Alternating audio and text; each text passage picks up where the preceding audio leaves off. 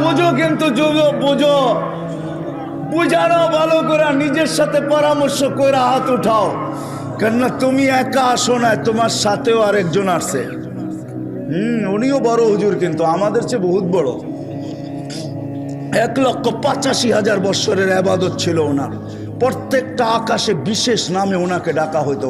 প্রথম আকাশে আবেদ, দ্বিতীয় আকাশে জাহেদ, তৃতীয় আকাশে আরেফ, চতুর্থ আকাশে তকি, পঞ্চম আকাশে ওলি, ষষ্ঠ আকাশে খাজেন, সপ্তম আকাশে আজাজিল। শেখ সাদি রহমতুল্লাহ আলাইহি কবিতা লেখছেন সপ্তম আকাশের উপাধি নিয়া, বলছে তাকাব্বর আজাজিল রা খারে কর, বসন্দানে লানত গিরিফতারে কর। সপ্তম আকাশে আজাজিল বলা হতো। অফিল আরশে মকতুবুল ইবলিস, আরশে ইবলিস লেখা ছিল, বিতাড়িত লেখা ছিল। শেষ পরিণামের ব্যাপারে সে উদাসীন ছিল। সে আমাদের কারণে তোমার আমার কারণে সে বিতাড়িত হয়েছে। আমাদের অস্তিত্ব হইতো না তো কোনোদিন সেও বিতাড়িত হইতো না। আমাদের কারণে সে বিতাড়িত হয়েছে, বিদায় সে আমার সাথে আসছে। তুমি অঙ্গীকার এখানে করলে হবে কি, নিচে সিঁড়ি দিয়া নামতে দেরি, তার কাছে রিমোট কন্ট্রোল আছে, সব ডিলিট করতে দেরি করবে না। কিন্তু এই জন্য তোমাদেরকে বলি, পাক্কা ওয়াদা কিনা বলো যুবক? পাক্কা ওয়াদা আল্লাহ কবুল করুক। আর হবে না কেন তার গোলাম? সে তো সারা জীবন আমাদের জন্যই দেয়া গেছেন। হায় হায় হায় ওই ব্যক্তিত্ব আমি কেমনে বুঝাবো তোমাদেরকে? বুঝাইলে আরো অনেক বুঝাইতে হবে। হায় হায় হায় হায়, আমি তো কখনো কখনো বলি মেরাজ অনেকগুলা কারণে হয়েছে। একটা কারণ এটাও ছিল, আল্লাহ মনে হয় এই কথা পছন্দ করতেছিলেন না যে জিবরিল আসবে আর আমার বন্ধুর পায়ের সাথে হাঁটুর সাথে হাঁটু লাগায়া বসবে, আমার বন্ধু জিবরিলকে দেখবে আর জিবরিল বন্ধুকে দেখবে, আর জিবরিল বন্ধুর সাথে কথা বলবে আর বন্ধু জিবরিলের সাথে কথা বলবে। আল্লাহ মনে এটা সইতে পারতেছিলেন না, এই জন্য আল্লাহ মেরাজে নিয়ে গেছেন আর বলছে জিবরিল তোমাকে আউট করে দিব। এরকম আর চলতে দেওয়া যায় না। আমি বন্ধুকে ডাইকা নিব, তোমাকে আউট করে দিব, বন্ধুকে পাশে বসাবো, আমি বন্ধুকে দেখব, বন্ধু আমাকে দেখবে, আর বন্ধু বলবে আমি শুনবো, আমি বলবো বন্ধু শুনবো, তুমি আও। এই জন্য মেরাজ। আর মেরাজ এই জন্য আল্লাহ সবাইকে আমাদেরকে নিজ ইচ্ছায় সমগ্র সৃষ্টিকে গঠন দিছেন। এমনকি জিবরিল আলাইহিস সালামকেও আল্লাহ নিজ ইচ্ছায় গঠন দিছেন, একজনকে দেন নাই নিজ ইচ্ছায় গঠন। উনি হলেন মুহাম্মদুর রাসূলুল্লাহ সাল্লাল্লাহু আলাইহি ওয়াসাল্লাম। ওনাকে গঠন দিছেন উনি যেমন চাইছেন।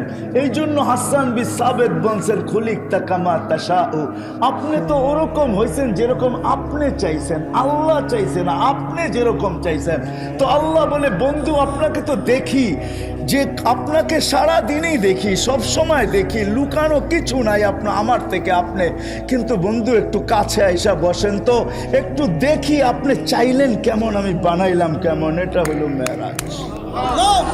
আপনি কেমন চাইলেন আর আমি কেমন বানাইলাম, এটা হলো মেরাজ।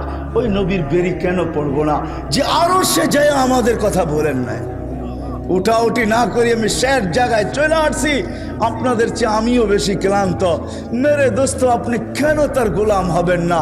আরো সে আমি 3 থেকে 4টা দেখাবো, যদি আপনার বুঝের হয় তো বুঝে আসবে, আর না হইলে বুঝে আসবে না। কাউকে মিনারা দেখাইলেও বুঝে আসে না, আর কাউকে ইশারা দিলেও বুঝে আসে। বোঝেন না মনে হয় আমার কথা? কাউকে যদি মিনারা দেখানো হয় তারপরে সে বোঝে না এটা মসজিদ না কি, ঠিক না? আবার কাউকে ইশারা দিলেই বুঝে। 2 থেকে 3টা 4টা আপনাদেরকে দেখাবো যে আপনি ওনার গোলাম হবেন না তো হবেন না কেন? যে আরো সে যে আপনাকে আমাকে বলেন নাই। আল্লাহ জিজ্ঞাসা করছে বন্ধু আজকে কি চাইতে আসছেন? বলছে লা আজকে চাইতে আসছি উম্মতি উম্মতি উম্মতি, আজকে আমি উম্মত চাবো। বলছে কেন এখানে উম্মত? হায় আল্লাহ, যতজনের সাথে কথা বলছেন পর্দার এই পার থেকে বলছেন, আল্লাহ ওই পারে উনি এই পারে। আমি তুর পাহাড় দেখছি, ওইখানের হাদিস আমি এখন বলতে চাইতেছি না, পা দিতে দেরি, ওই হাদিস আমার ভিতরে আসতে দেরি হয় নাই। আমি ভাবছি মুসা আলাইহিস সালাম তো এইখানেই কথা বলছেন।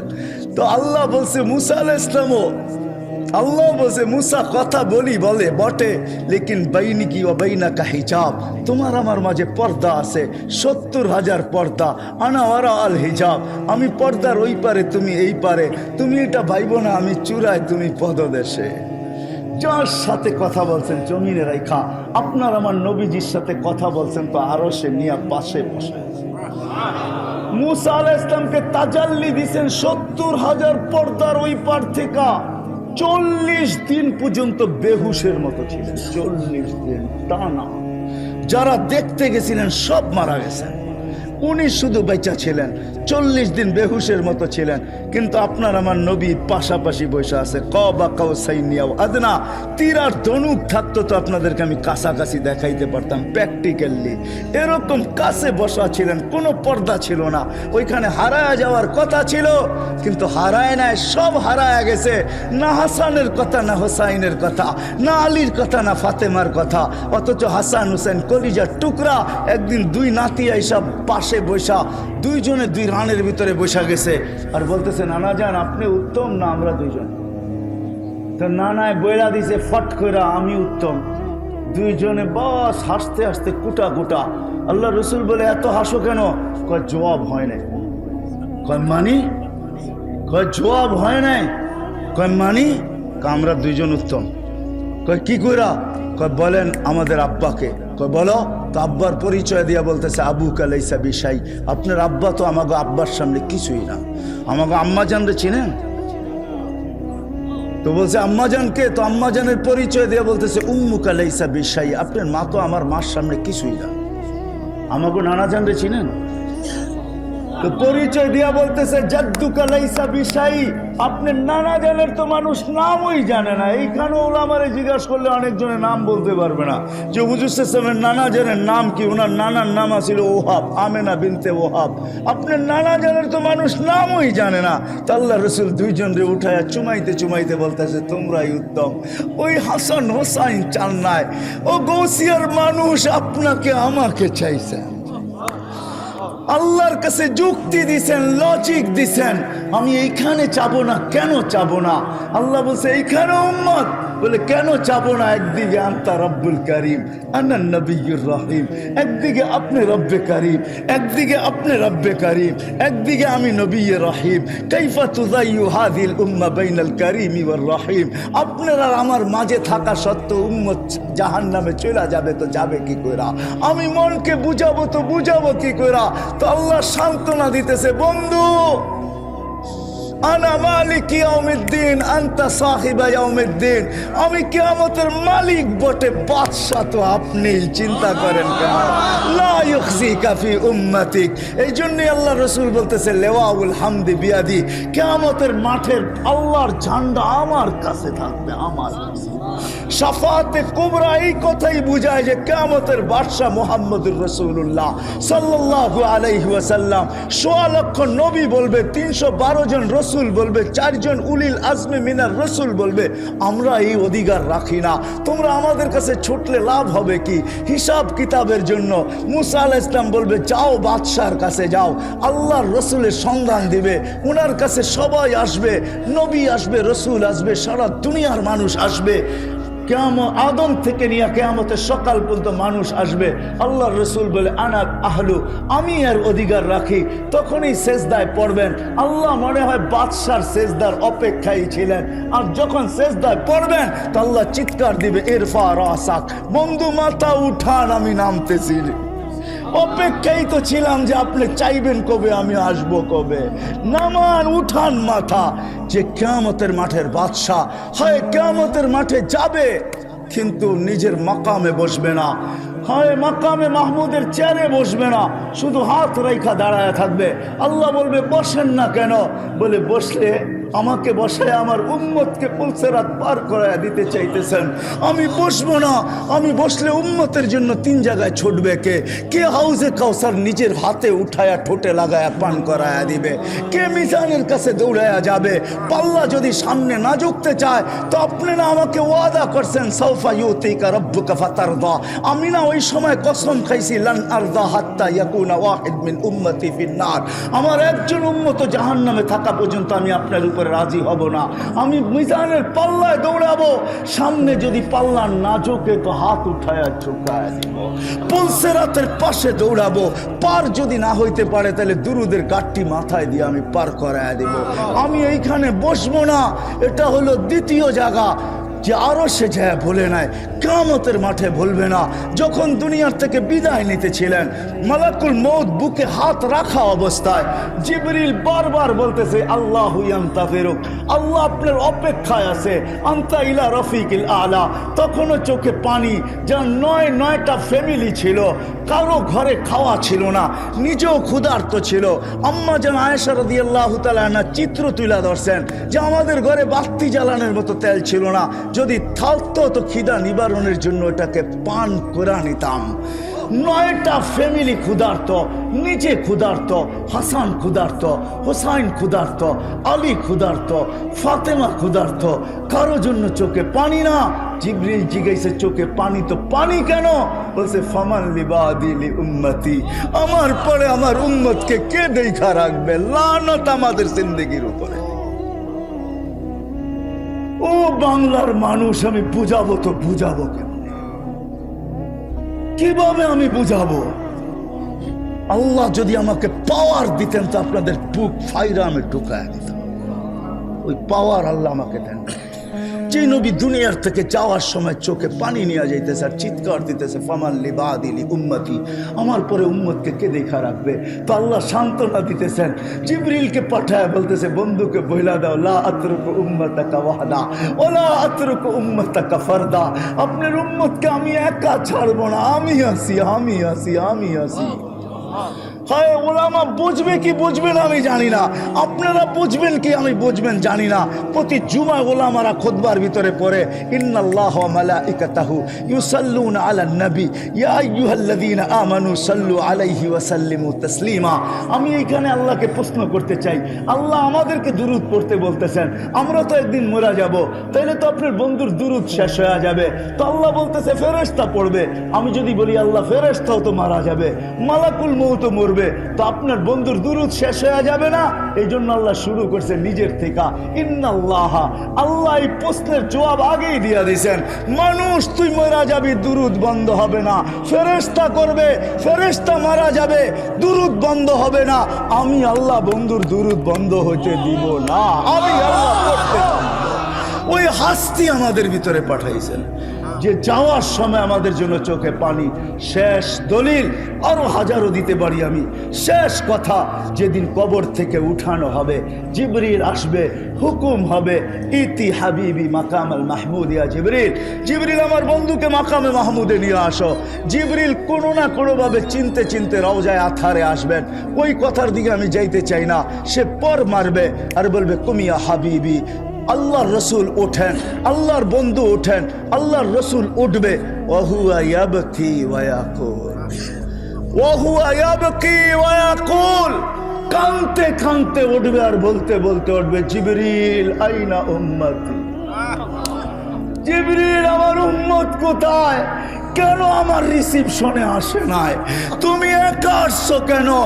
আওয়াসালা ইলা শাফির জাহান্নাম, আমার উম্মত কি পুলসিরাত পার হয়ে গেছে না কিনারে পড়ে আছে? জিবরিল কসম খায়া বললেন ইজ্জতি ওয়া জালালি, আল্লাহর ইজ্জত আর জালালের কসম, মা শাক্কাল আরদা আহাদুন ইল্লা আনতা, আপনি ব্যতীত জমিনের উপরে কেউ ওঠে নাই। এই জন্য আমি উম্মত এখনো ওঠে নাই। ও মেরে দোস্ত, আসেন, আল্লাহ আসান করছে। ওই নবীর গোলাম হয়ে গেলে আল্লাহর গোলামি মেনে নেওয়া হবে। ওই নবীর গোলাম হইতে দেরি, যেটা প্রতি নামাজের ভিতরে ইমামের মাধ্যমে চাই আর ডাইরেক্ট চাই, ওই হেদায়েতের মালা পড়াইতে আল্লাহ দেরি করবে না। আসেন ওই নবীর গোলামি আজকের থেকে জিন্দেগি আমরা গ্রহণ করি, লাইফ স্টাইল গ্রহণ করি।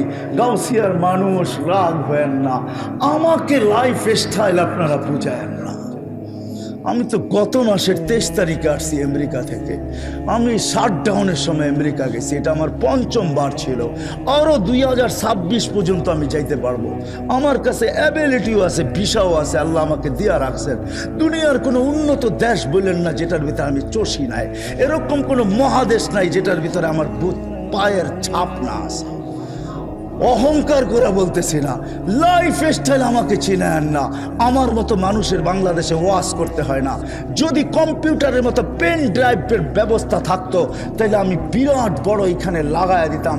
আপনারা এটাকে কি বলেন, যে কি বলেন, এটা প্রজেক্টর লাগায়া দিতাম আর পেন ড্রাইভের মতো আমার ব্রেন থেকে খুলে দিতাম, দেখতেন কত হাসি আর কত কান্না। এখানে হাজারো কান্না লুকানো আছে, হাজারো হাসি লুকানো আছে। আমাকে অন্য লাইফ স্টাইল আমাকে চিনাইতে হবে না, রাগ হয় না, পায়ে হাত রাখি। আমি বড় লাইফ স্টাইল ওদেরকে চিনি আর তাদের কান্নাও আমার কাছে সেভ করা আছে। আমি তাদের লাইফ স্টাইলও দেখাবো, তাদের কান্নাও দেখাবো, এখানে সেভ করা আছে। সেভ ওটা অস্ট্রেলিয়া বলেন আর আমেরিকা বলেন, ইউরোপ বলেন আর জাপান বলেন, উন্নত বিশ্ব বলেন আর যেইখানে বলেন আপনি, আমার কাছে হাজারো সেভ করা আছে। প্রতি সফর আমাকে কাদায় আনে, কাদায়া আমি কাঁদতে কাঁদতে আসি, এরকম কোনো সফর নাই। এইবারও আমার সফর শুরু হয়েছে নিউ ইয়র্ক থেকে, শেষ হয়েছে সান ফ্রান্সিসকো। আমি আটলান্টিকের পাড়ের থেকে শুরু করছি, আমি যে প্রশান্তর পাড়ে শেষ করছি, আবার আটলান্টিকের পাড়ে এসে বাংলাদেশে রওনা করছি। আমাকে বুঝাইতে হবে না, আপনারা আমেরিকার কোন সোসাইটির কথা আমাকে বলবেন, যান ওই সোসাইটিকে জিজ্ঞাসা করেন আমাকে চিনে কিনা। যান অস্ট্রেলিয়ার কোন সোসাইটিকে জিজ্ঞাসা করবেন, একে চিনো কিনা, বলবে আর পায়ের দাগ এখানে রয়ে গেছে, আর চোখের পানি রয়ে গেছে, এ আমাদের হাতে পায়ে ধরে গেছে। কিচ্ছু নাই আমার কাছে, আল্লাহকে দেখানোর মতো কিচ্ছু নাই। একটা আছে, আমি একজন আল্লাহ রসুলের, বাস মক্কায় গেল এটাও বলি আমি একজন এসার চিনেন? এসার চিনেন? এসার চিনেন? রিপ্রেজেন্টেটিভ চিনেন? আমি একজন নিজেকে রিপ্রেজেন্টেটিভ ভাবতে চাই, একজন ফেরিওয়ালা ভাবতে চাই। হায় হায়, কিচ্ছু নাই আমার কাছে, এটাই আমার সম্বল, আর কিচ্ছু নাই। যদি এটা আল্লাহ গ্রহণ করে উঠায় আনে, আমাকে ও সোসাইটি বুঝাইতে হবে না, লাইফ স্টাইল বুঝাইতে হবে না, উন্নত লাইফ স্টাইল আমাকে বুঝান না, অন্য কাউকে বুঝান। যুবক, তোমাদের হাতে পায়ে ধরি, লাইফ স্টাইল দিয়ে কোনোদিন জীবনে সুখ আসবে না। সুখ আসবে মুহাম্মদুর রাসূলুল্লাহর গোলামিতে, সুখ শান্তি আসবে। তুমিও শিখো, গড়ালাদেরকেও শিখাও, বাচ্চাদেরকেও শিখাও।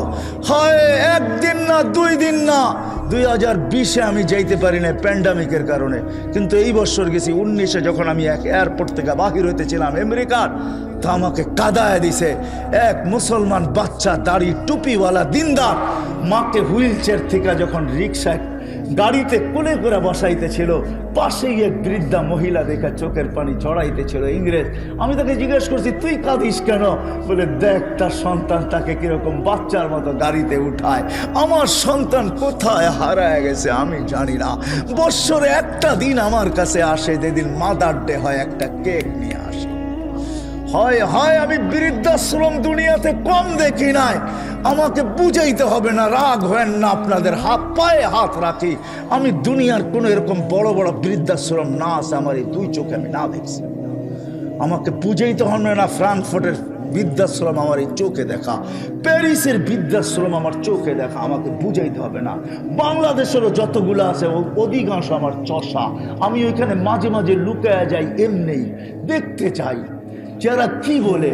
কিন্তু মা তো মাই হয়, বাবা তো বাবাই হয়। হাজারো অভিযোগের পরে শেষমেশ একটা কথা হাতে ধরে বলে, হুজুর যা বলছি মনে নিয়েন না, একটু দোয়া করেন, আমি চাই আমার কলিজার টুকরা অশান্তিতে না থাকুক। আরে তোর মার বাবা যদি এরকম হইতে পারে, তুই মা বাবাকে বৃদ্ধাশ্রমে দিলি তো দিলি কি করে? তোর মা তো হাজারো অভিযোগের পরে বলে, হুজুর দোয়া করেন আমার কলিজার টুকরা যেন অশান্তিতে না থাকে। এটার নাম মা, এটার নাম বাবা।